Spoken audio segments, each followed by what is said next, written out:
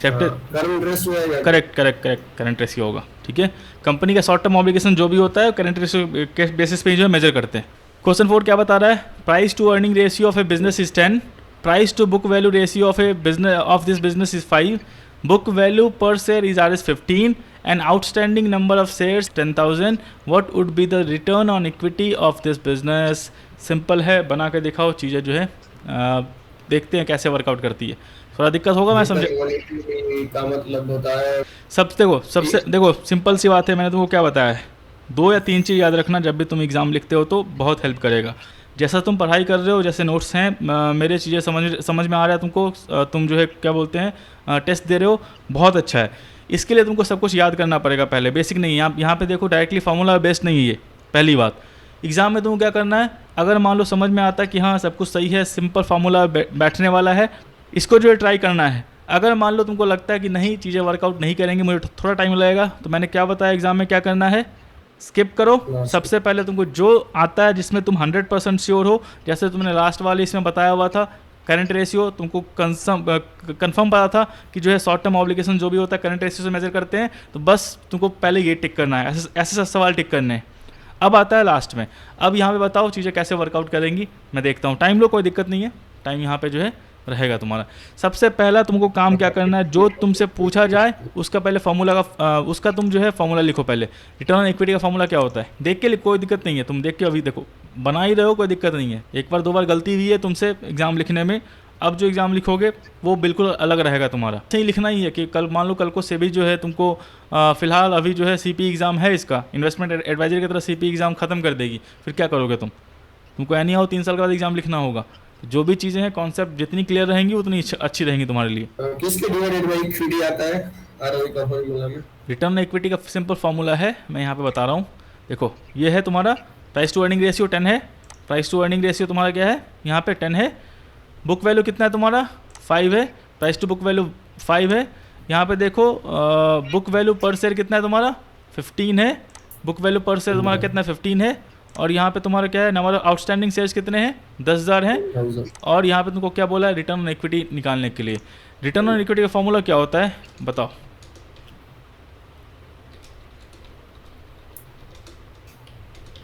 Net profit divided by equity. Share holders equity बोल दो या इक्विटी बोल दो, समझ गए। हाँ। अब इसको तुम कैसे डिकोड करोगे, तुम्हारे पास बस यही फॉर्मूला है, तुमको नेट प्रॉफिट भी निकालना है। नेट प्रॉफिट दिख रहा है यहाँ से, कैसे निकालोगे। नेट प्रॉफिट का सिंपल फॉर्मूला नहीं है यहाँ पे, तुमको थोड़ा सोचना पड़ेगा। और तुमको इक्विटी भी निकाल, देखो मैं इस हिंट दे देता डिवाइड करना हूँ, पड़ेगा। मैं हिंट दे देता हूँ, equity equal to asset divided by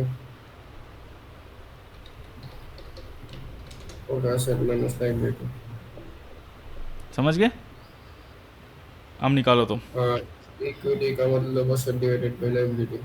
hint दे दिया मैंने तुमको। Asset minus liability. हाँ हाँ। देखो करके, चीज़ें तो मैं बताऊंगा ही। इसमें तो एसेट्स एंड लायबिलिटी तो दी भी नहीं गई है। वही तो स्किल है। अब एक और हिंट दूँ मैं, एसेट माइनस लाइबिलिटीज़ क्या होता है। Equity, share holders equity. Book value पढ़ा हुआ था, बुक वैल्यू का मतलब, हाँ, और बुक वैल्यू का मतलब asset minus liability. Book value मतलब कंपनी अगर आज के आज जो है डिफ़ॉल्ट हो सब जाए तो सेल कर देंगे। शेयर होल्डर्स को कितने पैसे मिलने वाले हैं, सब कुछ बेच बाच के। बुक एसेट माइनस हाँ, लाइबिलिटीज़ मैंने कितना बुक होगा, वैल्यू दिया है ऑलरेडी, इक्विटी है बुक वैल्यू कितना दिया गया है। 5। नहीं, बुक वैल्यू रेशियो है, ये तुम्हारा बुक वैल्यू रेशियो है। ये निकलेगा तुम्हारा मार्केट प्राइस डिवाइड बाय क्या बोलते हैं बुक वैल्यू पर शेयर, ठीक है। और प्राइस टू अर्निंग मैं एक चीज़ बता रहा हूँ, जो चीज़ें हों उसको डिकोड कर देना। डिकोड मतलब जितना तुम आसान कर सकते हो वो डिफाइन कर देना। प्राइस टू अर्निंग रेशियो कैसे निकलता है, सिंपल बताओ जल्दी पी जल्दी। रेशियो यानी CMP divided by CMP, EPS, correct. CMP मतलब market price divide by EPS, earning per share. Correct. अब चीज़ें यहाँ पे तुमको क्लियर हो रही हैं। यहाँ पे देखो इक्विटी दिया गया है, equity equal to asset minus liabilities. Asset minus liabilities क्या होता है, बुक वैल्यू होता है। बुक वैल्यू कितना दिया गया, बुक वैल्यू यहाँ पे जो है पर शेयर है, समझ गए। हम्म। अब बुक वैल्यू पर शेयर कितना है, book value per share 5। Book value नहीं, बुक वैल्यू पर ये शेयर बुक 15 ये price to book value ratio है। प्राइस टू बुक हाँ, वैल्यू yes. रेशियो का मतलब 5 का मतलब ये हुआ कि कंपनी जो है अपने वैल्यूएशन से कितने ऊपर ट्रेड कर रही है। अगर प्राइस Yes, टू बुक हाँ, वैल्यू बिल्कुल। प्राइस टू बुक वैल्यू 5 है, मतलब कंपनी का एसेट माइनस लायबिलिटीज जो है वो 10,000 करोड़ का है, लेकिन कंपनी का मार्केट वैल्यू जो है वो 50,000 करोड़ का है। समझ गए? यस, तो कंपनी हाँ, अपने एसेट बिल्कुल। लायबिलिटी से 5 टाइम्स ऊपर ट्रेड कर रही है। इसका मतलब ये हो गया प्राइस टू बुक वैल्यू का। प्राइस टू अर्निंग रेशियो का मतलब क्या हो गया 10 का, मैं कंपनी में 1 रुपीज़ प्रॉफिट के लिए कितना पे कर रहा हूँ। तो यहाँ पे एसेट माइनस यस, लायबिलिटीज क्या हो गया, book value. Book value simple term में समझो, पर शेयर नहीं, पर शेयर उतना उतना जो है वर्कआउट नहीं करेगा, बुक वैल्यू हो गया। करेक्ट। अब बुक वैल्यू पर शेयर कितना है, 15, 15। Total number of outstanding shares कितने हैं, 10,000, तो 15 इंटू 10,000 कितना होगा, 1.5 लाख। यस, ये हो गया, ये तुम्हारा क्या हाँ, हो गया, इक्विटी। हाँ, यस, 1,00,000 इक्विटी हो गया। नीचे वाला पार्ट तुम्हारा निकल गया, समझ गए? नीचे वाला पार्ट तुम्हारा हाँ, खत्म। मतलब R O yes, equal, simple यहाँ पे जो है मैं फिर से करता हूँ, R O E equal to net net profit profit divided by equity. Divide by equity. Equity कितना है, 150। 1,50,000। करेक्ट। यस, अब मुझे नेट यस, अब मुझे नेट प्रॉफिट निकाल के दो। नेट प्रॉफिट कैसे निकलेगा, यही सब तो देखना है मेनली। बेसिक कॉन्सेप्ट क्लियर करने का मतलब क्या हुआ, समझ गए?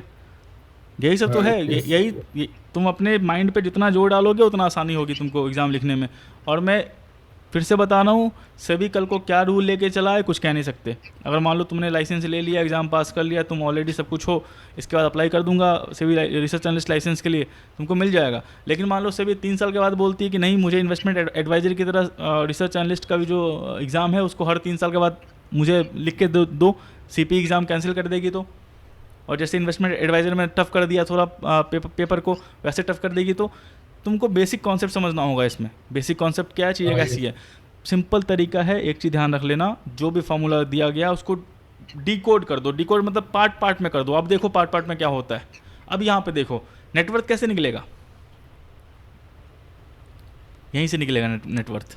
इसी 2 फॉर्मूले से नेटवर्थ निकलेगा। बताओ, मैं हिंट दे दिया, सिर्फ इसी 2 फॉर्मूले से नेटवर्थ निकलेगा।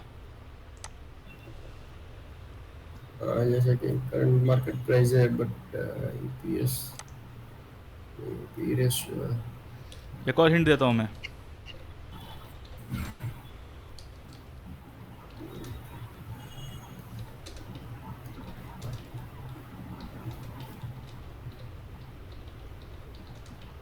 हो सकता है, ईपीएस में आउटस्टैंडिंग से। हो सकता है, नहीं हो सकता। कंपनी हाँ, हो कितने सकता। रुपीज़ प्रॉफिट अर्न कर रही है और कितना आउटस्टैंडिंग शेयर्स है, टोटल नेट प्रॉफिट हो सकता है कंपनी का। यस, अब ईपीएस निकाल के बताओ कैसे निकलेगा। बुक वैल्यू पर ईपीएस निकालने के लिए मुझे क्या निकालना पड़ेगा, पहले मार्केट प्राइस। करेक्ट। हाँ, मार्केट प्राइस कैसे मार्केट निकलेगा, प्राइस। मार्केट प्राइस निकलेगा बुक वैल्यू के फार्मूले से। प्राइस टू बुक वैल्यू कितना है, price to book value equal to market price divide by book value per share. Book value per share कितना है, 50। 15 रुपए। ठीक है। अब इक्वल टू हो गया तुम्हारा, यहाँ पे प्राइस टू बुक वैल्यू कितना है, 5। 5 रुपए। 5 equal to market price divide by, यहाँ पे क्या बोलते हैं, simple market price 15, divide by 15। 15, तो मार्केट प्राइस कितना हो गया, 15 बाई 5 यानी 25 रुपीज। Sorry, 45 rupees. 75 निकला। 75, हाँ, sorry. M P market price ऊपर है, यहाँ पे क्या बोलते हैं 15 नीचे है, तो 15 इंटू 5 हो जाएगा market price equal to, simple math calculation है। नहीं, वो नहीं। यार देखिए, ये देखो 50 लगा हुआ है, सिंपल सिंपल वो सिंपल increase सिंपल होता है। सिंपल सिंपल बताता हूँ। यहाँ पे तो दिक्कत हो जाएगी, यहाँ पे वैसा है नहीं। तुम लिखो पेपर पे लिखो 5, ठीक है, या फिर 2 मिनट रुको, हाँ, 2 मिनट रुको, यहाँ पे चीज़ें जो है मैं निकाल दे रहा हूँ, वो निकाल दे रहा हूँ, समझ में आ जाएगा। 2 मिनट रुकना। ये कैसे हो गया, देखो यहाँ पे जो है, यहाँ पे मैंने कैसे किया है, यहाँ पे 2 मिनट रुक जाओ, इसको मैं करता हूँ। यहाँ पे देखो मैंने क्या किया है, 5 equal to market price divide by 15। Math का फॉर्मूला क्या होता है? दोनों का मल्टीप्लिकेशन यानी ठीक है, हाँ M P equal to plus 15 into 5 equal to 5 plus 75 निकल गया 75 मिला वो मैं करंट प्राइस मिला हाँ 75। ये तुम्हारा मार्केट प्राइस निकल गया। अब इसको फॉर्मूले में बैठाओ, यस प्राइस टू अर्निंग वाले पे। अब यहाँ पे आएगा प्राइस टू अर्निंग वाला फॉर्मूला क्या है, price to earning ratio equal to market price divide by E P S. मुझे क्या निकालना है, ई पी एस निकालना है, समझ गए ना। तो यहाँ पे प्राइस टू अर्निंग रेशियो कितना है 10 इक्वल टू मार्केट प्राइस क्या है 75 divide by E P S. तो क्या हो गया 10 E P S equal to 75 और E P S equal to कितना हो जाएगा 75 divide by 10 equal to 7.5। 75 correct. अब नेटवर्थ क्या हो जाएगा, नेटवर्थ क्या हो जाएगा, ई पी एस कितना है 7.5 इंटू 10,000 इक्वल टू कितना हो जाएगा 75,000। समझ गए, कॉन्सेप्ट क्लियर हुआ या नहीं हुआ? नहीं है ईपीएस में क्या हमारा तक समझ गया हाँ ईपीएस 7,500 ठीक है। हाँ और आउटस्टैंडिंग शेयर्स उसको मल्टीप्लाई करोगे तभी 10,000 तभी तो नेटवर्थ निकलेगा। हाँ यस समझ गए, earning per share multiply by outstanding shares number of तभी तो तुम्हारा नेटवर्थ निकलेगा। नेटवर्थ कितना हो गया 75,000, 1000 10,000 हो गया इंटू 7.5 75,000। अब बताओ, अब रिटर्न ऑन इक्विटी का फॉर्मूला क्या होगा, net profit. Divided by equity ये तुम्हारा नेट प्रॉफिट, नेटवर्थ छोड़ दो, सॉरी बोलता हूँ, नेटवर्थ तुम्हारा गलती लिख दिया मैंने। यहाँ पे तुम्हारा जो होगा वो होगा नेट नेट प्रॉफिट। ठीक है, कंपनी 7.5 रुपीज़ पर शेयर अर्न कर रही है, टोटल आउटस्टैंडिंग शेयर्स उसका जो है क्या बोलते हैं 10,000 है, तो टोटल प्रॉफिट कितना होगा कंपनी का 75,000 rupees. Net profit divide by equity equity, equity 100 lakh मतलब इंटू 100, मुझे परसेंट टर्म निकालना है ना। अब यहाँ बताओ नेट Yes. प्रॉफिट कितना हो गया 75,000 डिवाइड बाय 1.5 लाख इंटू 100, 75 टू जा 20% 250। कॉन्सेप्ट 50%. क्लियर, समझ में आया? 5% कितना आएगा क्या 50%. 50%। कॉन्सेप्ट क्लियर हुआ? यस 25 75। यहाँ पे देखो सीधे सब जो है लोग यहाँ पे 10 इंटू 5 5 इंटू 15 75, 10 इंटू 5 50 दिया गया है, 5 इंटू 15 75 है, तुम डिवाइड कर लो माइनस कर लो सब यहाँ पे दिया गया है। समझ गए, 5 हाँ, दूनी yes. 10, यहाँ पे 5 2 जा 10 हो गया। तो यहाँ पे सबका जो ऑप्शन दिया गया है, लेकिन जो निकलेगा वो ऐसे ही निकलेगा, बस यहाँ नेटवर्थ नहीं होगा, यहाँ पे नेट प्रॉफिट होगा। नेटवर्थ लिख दिया मैंने उसको गलती से। समझ में आया? अगर तुम हाँ, yes. ये डिकोड करते तो चीज़ें बिल्कुल आसान हो जाती। हाँ यस समझ गए, कॉन्सेप्ट क्लियर हुआ? हाँ बिल्कुल बस अब यहाँ पे देख लो मार्केट प्राइस कितना निकला था हम सबका। अब बताओ मुझे, मार्केट अब सिंपल है, यहाँ पे जो है मैं एक और चीज़ दिखाता हूँ।